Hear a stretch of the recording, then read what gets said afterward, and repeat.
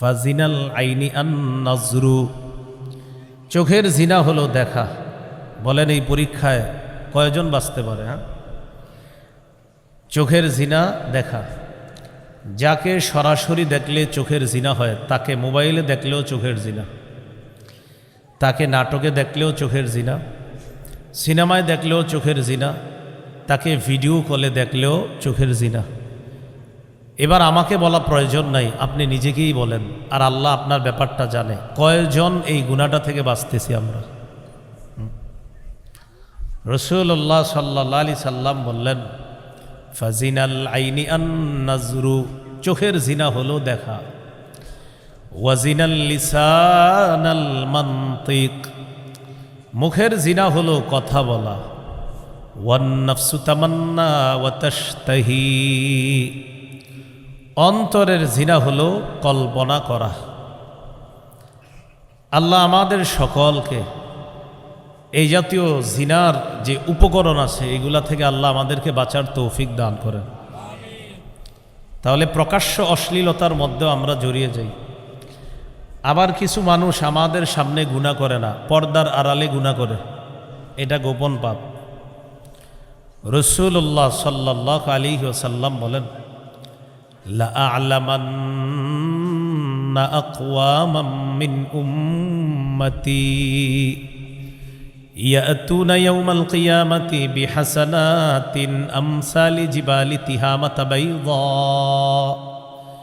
ফায়াজআলুহা আল্লাহু হাবাআম মানসুরা। আমি আমার উম্মতের এমন কাউকে চিনি, এমন একদল মানুষকে চিনি, যারা কিয়ামতের ময়দানে তিহামার সাদা পাহাড়ের মতো বিশাল বড় নেকির পাহাড় নিয়ে উপস্থিত হবে কিয়ামতের মাঠে। আল্লাহ তাআলা তাদের এই পাহাড়ের মতো নেকির আমল বিক্ষিপ্ত দুলিকণার মতো বানায়া দিবে, সবগুলারে নাই করে দিবে। আমি আপনাদের সামনে পবিত্র কোরআনের দুটি আয়াতে কারিমা তেলাওয়াত করলাম। দুইটি আয়াতই সূরা আনআমের। প্রথম আয়াতটি আদেশ সম্বলিত, আর দ্বিতীয় আয়াতটি হলো নিষেধ সম্বলিত। প্রথম আয়াতটি আদেশ সম্বলিত যে আয়াতটি সূরা আরাফের 120 নম্বর আয়াত। নিষেধ সম্বলিত যে আয়াতটি সেটা হলো সূরা আরাফের 151 নম্বর আয়াত। তাহলে একটাতে আদেশ আর একটাতে নিষেধ। সূরা আনআমের 120 নম্বর আয়াতে আল্লাহ তাআলা হুকুম করেন, ওয়াযারু যাহিরাল ইসমি ওয়া বাতিনাহ, তোমরা প্রকাশ্য পাপ গোপন পাপ ছেড়ে দাও। এটা হলো হুকুম, আদেশ। সূরা আনআমের 151 নম্বর আয়াতে আল্লাহ বলেন, ওয়ালা তাকরাবুল ফাওয়াহিশা মা যাহারা মিনহা ওয়া মা বাতন, প্রকাশ্য অশ্লীলতা গোপন অশ্লীলতার কাছেও যেও না। দুই আয়াত থেকে কি শিখলাম? সহজে বুঝেন। প্রথম শিখলাম হলো নগদ পাপগুলা ছেড়ে দেওয়া। দ্বিতীয় শিক্ষাটা হলো নতুন করে পাপের কাছে না যাওয়া। তাহলে আদেশ থেকে শিখলাম এখন যেই পাপগুলাতে আছো ছেড়ে দাও। নিষেধাজ্ঞা থেকে শিখলাম নতুন করে তোমরা পাপের কাছে যেও না। আল্লাহ তাআলা আমাদেরকে যেই পাপের মধ্যে আমরা ডুবে আছি এগুলো যেন আজই ছেড়ে দিতে পারি, নতুন করে কোনো পাপের কাছে যেন না যাই, আল্লাহ তৌফিক দান করেন। আল্লাহ বলেছেন প্রকাশ্য অশ্লীলতা গোপন অশ্লীলতা। অশ্লীলতা কি জিনিস? সূরা বনী ইসরাঈলে আল্লাহ বলেন, ওয়ালা তাকরাবুজ জিনা ইন্নাহু কানা ফাহিশা,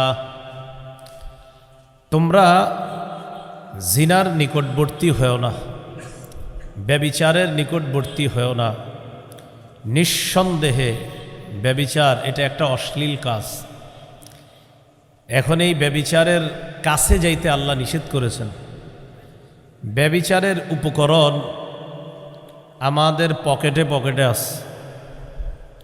সহিহ বুখারীর বর্ণনা 6612 নম্বর হাদিস। قال رسول الله صلى الله عليه وسلم إن الله كتب على ابن آدم حظه من الزنا أدرك ذلك لا محالة। রাসূলুল্লাহ সাল্লাল্লাহু আলাইহি ওয়াসাল্লাম বলেন, নিশ্চয়ই আল্লাহ তাআলা আদম সন্তানকে জিনার পরীক্ষা দিয়ে পরীক্ষা করেন। এবার আমি বলার পর দেখেন তো এই পরীক্ষায় আমরা আছি কিনা। নবী বলেন, ফাজিনাল আইনি আন নাজরু, চোখের জিনা হলো দেখা। বলেন এই পরীক্ষায় কয়জন বাঁচতে পারে? চোখের জিনা দেখা। যাকে সরাসরি দেখলে চোখের জিনা হয়, তাকে মোবাইলে দেখলেও চোখের জিনা, তাকে নাটকে দেখলেও চোখের জিনা, সিনেমায় দেখলেও চোখের জিনা, তাকে ভিডিও কলে দেখলেও চোখের জিনা। এবার আমাকে বলা প্রয়োজন নাই, আপনি নিজেকেই বলেন, আর আল্লাহ আপনার ব্যাপারটা জানে। কয়জন এই গুনাহটা থেকে বাঁচতেছি আমরা? রাসূলুল্লাহ সাল্লাল্লাহু আলাইহি সাল্লাম বললেন, ফাজিনাল আইনি আন নাজরু, চোখের জিনা হলো দেখা। ওয়াজিনাল লিসানাল মানতিক, মুখের জিনা হলো কথা বলা। ওয়ান নাফসু তামান্না ওয়া তাশতাহি, অন্তরের জিনা হলো কল্পনা করা। আল্লাহ আমাদের সকলকে এই জাতীয় জিনার যে উপকরণ আছে এগুলা থেকে আল্লাহ আমাদেরকে বাঁচার তৌফিক দান করেন। তাহলে প্রকাশ্য অশ্লীলতার মধ্যেও আমরা জড়িয়ে যাই। আবার কিছু মানুষ আমাদের সামনে গুনাহ করে না, পর্দার আড়ালে গুনাহ করে, এটা গোপন পাপ। রাসূলুল্লাহ সাল্লাল্লাহু আলাইহি ওয়াসাল্লাম বলেন, লা আ'লামান্না আকওয়ামান মিন উম্মতি ইয়াতুনা ইয়াওমাল কিয়ামাতি বিহাসানাতিন আমসালি জিবালি তিহামাতা বাইদা ফায়াজআলুহা আল্লাহু হাবাআম মানসুরা। আমি আমার উম্মতের এমন কাউকে চিনি, এমন একদল মানুষকে চিনি, যারা কিয়ামতের ময়দানে তিহামার সাদা পাহাড়ের মতো বিশাল বড় নেকির পাহাড় নিয়ে উপস্থিত হবে কিয়ামতের মাঠে। আল্লাহ তাআলা তাদের এই পাহাড়ের মতো নেকির আমল বিক্ষিপ্ত ধূলিকণার মতো বানায়া দিবে, সবগুলারে নাই করে দিবে। সাহাবায়ে কেরাম জিজ্ঞাসা করলেন, সিফহুম লানা ইয়া রাসূলুল্লাহ, হুজুর তারা কারা যাদের আমলকে আল্লাহ বিক্ষিপ্ত ধূলিকণার মতো বানিয়ে দিবেন? ফাকাল রাসূলুল্লাহ সাল্লাল্লাহু আলাইহি ওয়াসাল্লাম, ইন্নাহুম ইখওয়ানুকুম ওয়া মিন জালদাতিকুম, তারা তোমাদের ভাই, তোমাদের চামড়ার মতো তাদের চামড়া। ইয়াখুজুনা বিল্লাইলি কামা তাখুজুনা, তোমরা যেমন রাতে তাহাজ্জুদ পড়ো তারাও রাতে তাহাজ্জুদ পড়ে। তবে হাত্তা ইদা খালাউ বিমাহারিমিল্লাহ ইনতাহাকুহা, যখন তারা নির্জনে যায় তখন তারা হারামের মধ্যে লিপ্ত হয়ে যায়। মানুষ মনে করে এই লোকটা অনেক ভালো, মানুষের সামনে সে কোনো ধরনের প্রকাশ্য গুনাহ করে না, কিন্তু পর্দার আড়ালে সে প্রতিনিয়ত এত বড় বড় গুনাহ করে। নবী বলেন এই মানুষগুলা পাহাড়ের মতো নেকি নিয়ে যাবে, আল্লাহ বিক্ষিপ্ত ধূলিকণার মতো বানায় দেবে। এবার নিজে নিজের প্রশ্ন করেন, আমাদের সামনে আপনি গুনাহ করেন না, কিন্তু আপনি রাতে পর্দার আড়াল যখন হন, দরজাটা যখন বন্ধ করেন, যেখানে আপনার মা নাই, বাবা নাই, কেউ নাই, তখন আপনি দরজার আড়ালে যে গুনাহগুলা করছেন সেখানে আপনি ভাবছেন আপনাকে কেউ দেখছে না, তো আল্লাহ দেখতেছে। আল্লাহ আমাদেরকে হেফাজত করেন।